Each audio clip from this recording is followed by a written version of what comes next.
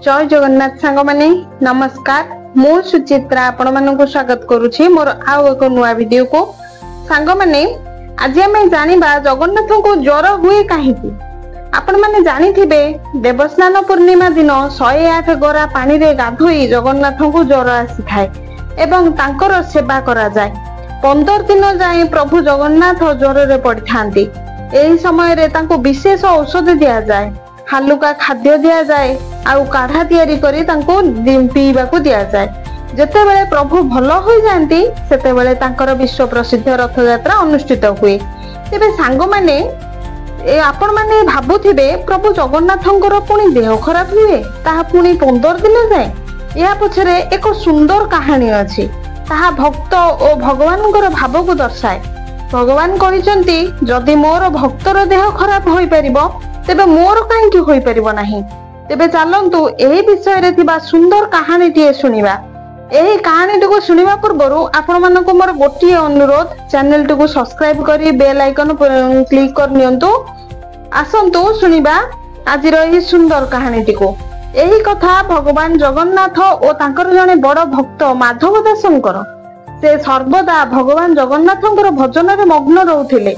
सबुन दिन जगन्नाथंकर दर्शन करुथिले। संसार प्रति तांकर कोनोसी मोह माया नथिला।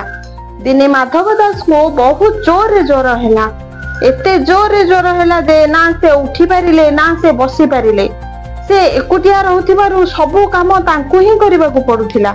जदि तांकु केही सहाय्य करिबाकू आसुथिले से ताकू मना कर देउथिले आ कहउथिले प्रभु जगन्नाथ अछंती ना से तांकु सहाय्य करिवे आ मते रक्षा करिवे। भगवानଙ୍କର लीला भी बड़ विचित्र। तांकर एते जोर रे देह खराब हैला जे लुगारे मलमूत्र मध्य करिबाकू लागिले। प्रभु जगन्नाथ निजर भक्तंकर एमिति अवस्था देखि परिले नाही। से निजे निज भक्तर एमिति अवस्था देखि सेवा करिबा पई आसी गले। भगवान जगन्नाथ माधव दासंकर सेवा करुथांती।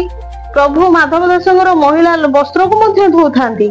भगवान निज भक्तर बहुत आदर पूर्वक सेवा करुथांती।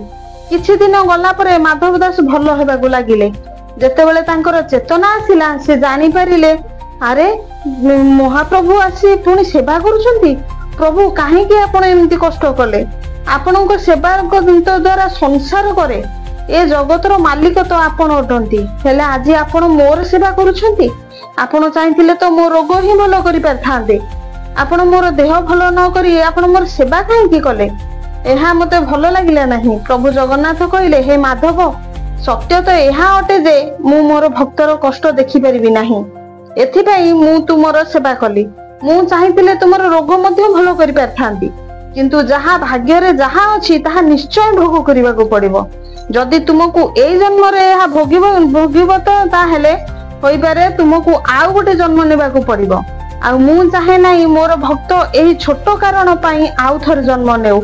आउ एथिपई मु तुमर सेवा करिबा पई आसी गली। सांग माने लोक माने कहंती जे भगवान दुख देउछंती। भगवान दुख दियंतु ताहा तो आसीबो किंतु ताकू सहिबार शक्ति भगवान ही दियंती। केवल आपण मानकर प्रेम आउ विश्वास रहिबा दरकार। तेणु हे माधव तुमु तुमर सेवा करिथिली आउ एबे मध्य तुम भाग्य रे आहुरी 15 दिनर ज्वर भोगिबार अछि। मु तुमर एही अवस्था आउ देखि परिबि नाही। तेणु हे माधव मु तुमर 15 दिनर ज्वर मु मो देह को नै जाउछि। सेबे थारु प्रभु जगन्नाथ माधव दास ठारु 15 दिनर रोग को नै जाइथिले। कुहा जाय सेबे थारु प्रभु जगन्नाथ पूर्णिमा परे प्रभु जगन्नाथ स्नान करि सारिबा परे 15 दिन जाय ज्वर रे पड़ी थांती और तांकर सेवा मध्य करा जाय। एहा वर्ष वर्ष धरि चली आसीछि।